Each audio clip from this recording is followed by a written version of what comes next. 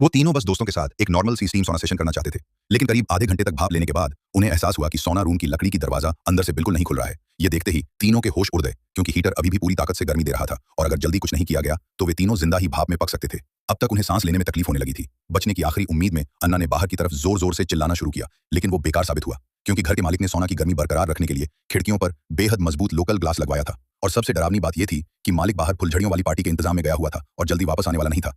जैसे वक्त बीतता गया, तीनों को सिर में हल्का दर्द शुरू हो गया। अन्ना अब और सहन नहीं कर पाई। उसने पानी का लोटा उठाया और पूरी ताकत से दरवाजे के शीशे पर मारने लगी, लेकिन शीशे पर कोई असर नहीं पड़ा। तभी जैक की नजर हीटर में रखे गर्म पत्थरों पर गई। एक आइडिया आया। उसने एक तौलिया उठाया और हाथ बढ़ाकर एक पत्थर निकालने की कोशिश की। हाथ जल रहे थे, लेकिन अमित ने हार नहीं मानी। उसने एक लकड़ी की चम्मच ली, किसी तरह से एक पत्थर निकाला और उसे पानी में डालकर थोड़ा ठंडा किया।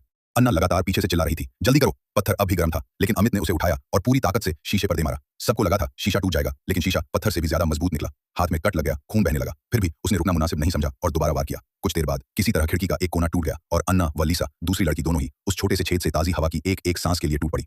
वो खिड़की से बाहर चिल्लाने लगी, पर उनका दोस्त, जो पार्टी में पहले से पीकर सोफे पर बेहोश पड़ा था, कुछ सुन ही नहीं सका। अब थोड़ी ताजी हवा अंदर आ रही थी, जिससे तीनों को कुछ राहत मिली, लेकिन राहत ज्यादा देर टिक नहीं पाई। तापमान कम होते ही हीटर फिर से चालू हो गया। इस बार अमित ने तौलिए में एक पत्थर लपेटा और उसे खिड़की के बाहर डालकर उस चीज को हिलाने की कोशिश की जो दरवाजा ब्लॉक कर रही थी, लेकिन लाख कोशिशों के बाद भी कुछ नहीं हुआ।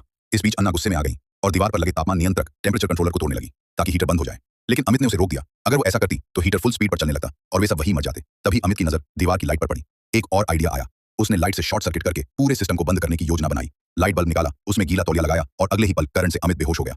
हालांकि लाइट्स बंद हो गईं, लेकिन हीटर अब भी चल रहा था। दरअसल घर के मालिक ने पहले से ही लाइट और हीटर को अलग अलग बिजली लाइनों पर रखा था। तीनों अब थक चुके थे, पानी खत्म हो चुका था और बाकी दो लड़कियां इतनी डिहाइड्रेटेड थीं कि उन्होंने यहां तक कि पैरों के गंदे पानी को भी पी लिया। अन्ना अब और इंतजार नहीं कर सकती थी। वो फिर से तापमान नियंत्रक को तोड़ने के लिए उठी, लेकिन लीसा ने इसका विरोध किया। दोनों में जबरदस्त बहस हुई और इसी बहस में लीसा ने गलती से अन्ना के सिर पर पत्थर मार दिया। अन्ना वहीं बेहोश होकर गिर गई। लीसा सदमे में आ गई। उसे लगा अन्ना मर गई। घबराकर उसने हीटर का कंट्रोल पैनल पूरी तरह तोड़ डाला और यही उसकी सबसे बड़ी गलती थी, क्योंकि अब हीटर फुल स्पीड पर चलने लगा और तापमान तेजी से बढ़ गया। इस गूफ अप पर अमित हंसने लगा, पागलों की तरह। लीसा ने उसे रोकने की कोशिश की, लेकिन वो कुछ सुनने को तैयार नहीं था। और फिर अचानक अमित सीधे हीटर की तरफ दौड़ा और खुद को हीटर से दे मारा। तुरंत धमाका हुआ, हीटर फट गया। धुएं और गर्मी के बीच लीसा को होश आया, लेकिन बाकी सब खून से लथपथ जमीन पर पड़े थे। अब लीसा को कुछ समझ नहीं आ रहा था। उसके दिमाग में सिर्फ एक चीज घूम रही थी, पानी। वो कांपती हुई फ्रिज तक गई, एक बोतल पानी निकाली और गट गट करके पी गई। तभी उसके कानों में अन्ना की आवाज आई। उसने नीचे देखा तो अन्ना वहीं बेसुध पड़ी थी। असल में वो बाहर निकलने की पूरी घटना बस एक भ्रम थी। अभी भी तीनों उसी सोना रूम में फंसे हुए थे।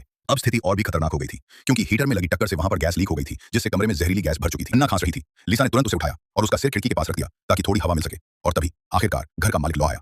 उसने देखा कि क्या हो गया है और तुरंत सोना का दरवाजा खोल दिया। कहानी के अंत में दोनों लड़कियों को बचा लिया गया और हॉस्पिटल में भर्ती किया गया। लेकिन वहीं एक कोने में बैठा अमित का दोस्त, जो शराब पीकर सो गया था, फूट फूट कर रो रहा था। उसे समझ नहीं आया कि उसके एक छोटे से लापरवाही ने उसके सबसे अच्छे दोस्त की जान ले ली। अब उसे पूरी जिंदगी उसी पछतावे में जीना होगा। यहीं पर फिल्म का अंत होता है।